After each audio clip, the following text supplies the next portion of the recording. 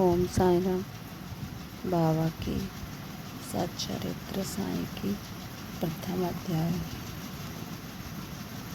ओम सारा अनंत कोटि ब्रह्मांड नायक लालो जोगीराज पार्वती सच्चिदानंद सदगुरु साईनाथ महाराज की जय।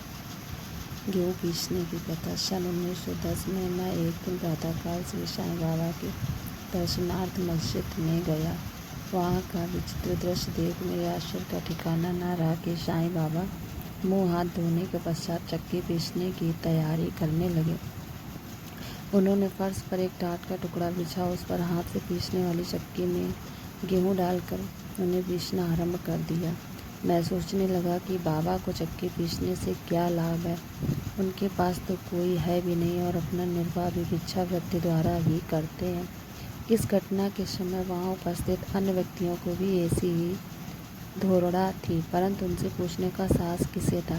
बाबा की चक्की पीसने का समाचार शीघ्र ही सारे गांव में फैल गया और उनकी यह विचित्र लीला देखने के हेतु तत्काल ही नर नारियों की भीड़ मस्जिद की ओर दौड़ पड़ी। उनमें से 4 निडर स्त्रियां भीड़ को चीरती हुई ऊपर आईं और बाबा को बलपूर्वक वहां से हटाकर हाथ से चक्की का खूंटा छीनकर तथा उनकी लीलाओं का गायन करते हुए उन्होंने गेहूँ पीसना आरंभ कर दिया। पहले तो बाबा क्रोधित हुए, फिर उनका भक्तिभाव देखकर वे शांत होकर मुस्कुराने लगे।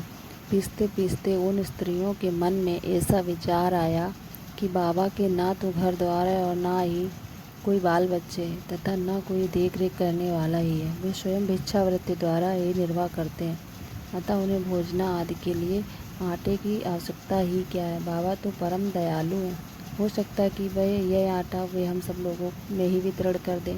इन्हीं विचारों में मगन रहकर गीत गाते गाते ही उन्होंने सारा आटा पीस डाला। तब उन्होंने चक्की को हटाकर आटे को 4 समान भागों में विभक्त कर लिया और अपना अपना भाग लेकर वहाँ से जाने को उद्यत हुई। अभी तक शांत मुद्रा में निमग्न बाबा तत्क्षण ही क्रोधित हो उठे और उन्हें अपशब्द कहने लगे। स्त्रियाँ, क्या तुम पागल हो गई हो? तुम किसके बाप का माल हड़प कर ले जा रही हो? क्या कोई कर्जदार का माल है जो इतनी आसानी से उठा कर लिए जा रही हो? अच्छा, अब एक कार्य करो कि इस आटे को ले जाकर गांव की मेड़ सीमा पर बिखेरा। मैंने सिरडी वासियों से प्रश्न किया कि जो कुछ बाबा ने अभी किया उसका यथार्थ में क्या तात्पर्य है। उन्होंने मुझे बतलाया कि गांव में विसूचिका हैजा का जोरों से प्रकोप है और उसके निवारणार्थ ही बाबा का ये उपचार है। अभी जो कुछ आपने पीसते देखा था वह गेहूँ नहीं वरन हैजा थी, जो पीस कर नष्ट भ्रष्ट कर दी गई है। इस घटना के पश्चात सचमुच विसूचिका की संक्रामक कथा शांत हो गई और ग्रामवासी सुखी हो गए। ये जानकर मेरी प्रसन्नता का पारावार न रहा।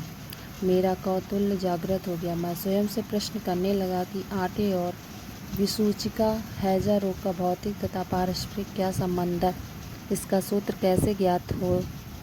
घटना बुद्धिगम्य सी प्रतीत नहीं होती। अपने हृदय की संतुष्टि के हेतु इस मधुर लीला का मुझे 4 शब्दों में महत्व अवश्य प्रकट करना चाहिए। लीला पर चिंतन करते हुए मेरा हृदय प्रफुल्लित हो उठा और इस प्रकार बाबा का जीवन चरित्र लिखने के लिए मुझे प्रेरणा मिली। यह तो सब लोगों को विदित ही है कि यह कार्य बाबा की कृपा और शुभ आशीर्वाद से सफलतापूर्वक संपन्न हो गया। आटा पीसने का तात्पर्य।